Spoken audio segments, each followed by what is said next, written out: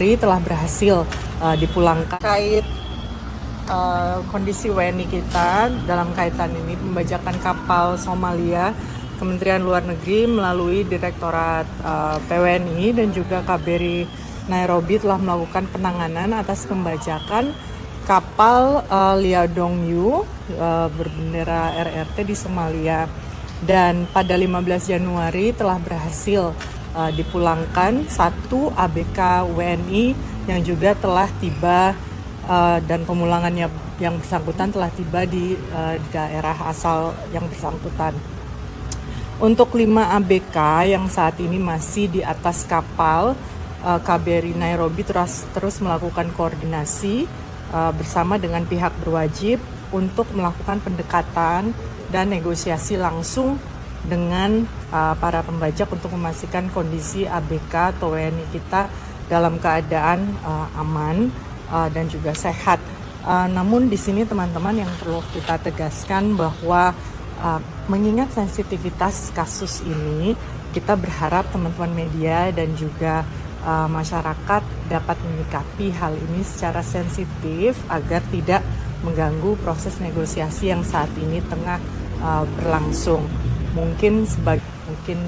Mohon bantuan teman-teman media dan juga masyarakat untuk dapat menyikapi kasus ini, kasus yang cukup sensitif, dan agar proses negosiasi dapat berjalan dengan lancar dan juga aman untuk para ABK dan WNI kita yang masih ada di atas kapal. Untuk yang proses negosiasi yang terlibat siapa aja? KBRI Nairobi itu langsung dengan arahan dari pusat, dari Kemlu tentunya ya, dan juga bekerja sama dengan Direktorat PWNI. Oke. Untuk Kamboja ya, yang Kamboja itu kami baru dapat update juga dari dubes kita di Phnom Penh. Sebentar ya supaya nggak salah datanya. Hingga hari ini KBRI Phnom Penh itu telah menerima lebih dari 3.100 aduan WNI setelah keluar dari sindikat penipuan daring, dan tentunya seperti kita ketahui bersama, KBRI Phnom Penh telah merespons secara cepat dan juga terkoordinasi, termasuk melakukan pendataan, pelayanan kekonsuleran, dan fasilitasi pemulangan untuk para WNI tersebut.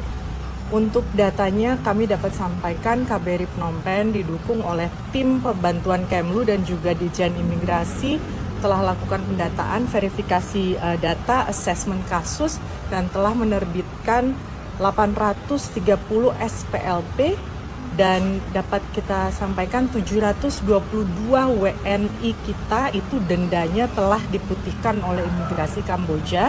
Ini juga hasil negosiasi KBRI Phnom Penh dengan otoritas setempat, dan dapat diinformasikan saat ini yang ada di penampungan sementara kita jumlahnya adalah 1.213 WNI. Semua proses dilakukan secara hati-hati dan proporsional, dan semua update akan kita sampaikan tentunya ke rekan-rekan media, khususnya dengan berbagai upaya yang dilakukan oleh KBRI Phnom Penh terkait isu ini. Bu, ketika mereka kembali ke tanah air, ini status mereka seperti apa? Korban kah atau pelaku sindikat atau seperti apa? Ini yang bisa dapat saya sampaikan saat ini adalah pemerintah Indonesia memastikan mereka dalam kondisi yang aman dan sehat, dan di sana prosesnya kan masih berlanjut ya di Phnom Penh di Kamboja, dan saat dipulangkan nanti mereka dalam keadaan aman dan selamat. Prosesnya setelahnya akan kita bahas lagi, bicarakan lagi dengan kementerian dan pihak-pihak terkait tentunya. Oke. Pembukaan konsul di Bali, ada harapannya? Pembukaan konsul, sudah kan, itu tadi sudah disampaikan juga oleh Pak Menlu, dan Pak Menlu sudah menyampaikan selamat kepada Menlu Slovakia atas pembukaan konsul barunya di Denpasar. Kan kemarin mereka nyampe di Indonesia itu ke Bali dulu, baru ke Jakarta.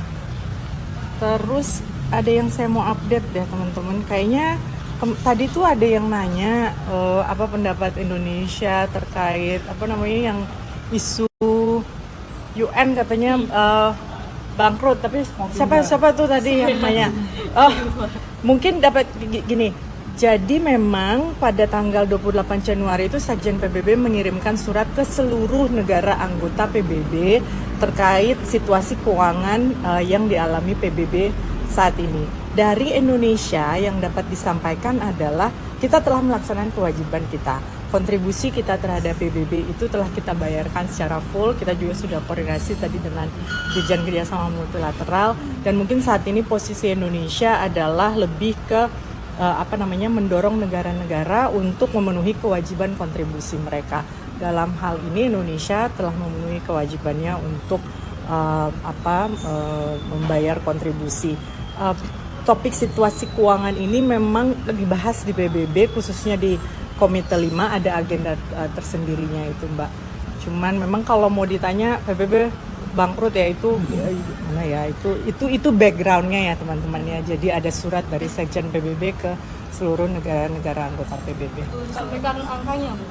Dan berapa kapan dibayar? Saya nggak tahu. Untuk Indonesia kita sudah ada kontribusi khususnya kan, dan itu sudah dibayarkan. Saya nggak tahu detailnya, daripada saya salah ya angkanya. Ada angkanya udah kita bayarkan. Kalau terkait angka yang disampaikan Sekjen PBB, I need to check ya, karena memang ada spesifik. Itu suratnya cukup panjang, itu menghimbau ke negara-negara anggota yang belum membayar kontribusi untuk bisa membantu situasi keuangan yang saat ini ada di UN. Untuk angka D8 berjalan dengan lancar dan baik saat ini ya.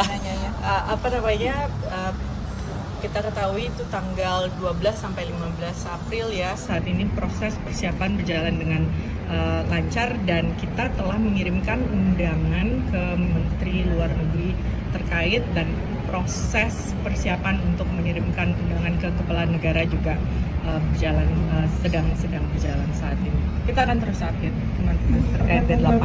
Segmen di Dewan HAM nanti kapan akan berangkat? Rencananya Menlu dijadwalkan akan menghadiri high level segment on human rights di Jenewa pertengahan Februari ini. Kalau ditanya mau ngomong apa nanti ya. Untuk D8 itu sudah ada yang konfirmasi buat hadir kepala negaranya mungkin sejauh ini? Sejauh ini ada beberapa, tapi mungkin kami belum bisa sampaikan detail siapa-siapa aja karena menghormati juga posisi mereka ya. Nanti kalau semuanya sudah ada, kita akan kumpulin lagi teman-teman untuk menyampaikan secara resmi siapa saja yang sudah konfirmasi dan apa-apa saja akan dokumennya nanti, siapa aja nanti agenda-agendanya, pokoknya lengkap. Ya. Harusnya itu yang pertama tuh. Itu harusnya yang pertama. Oke. Terima kasih ya teman-teman ya. Stay updated. Info terkini masih banyak. Jangan lupa subscribe, like, dan share YouTube official OKZone. Dan selengkapnya ada di okezone.com.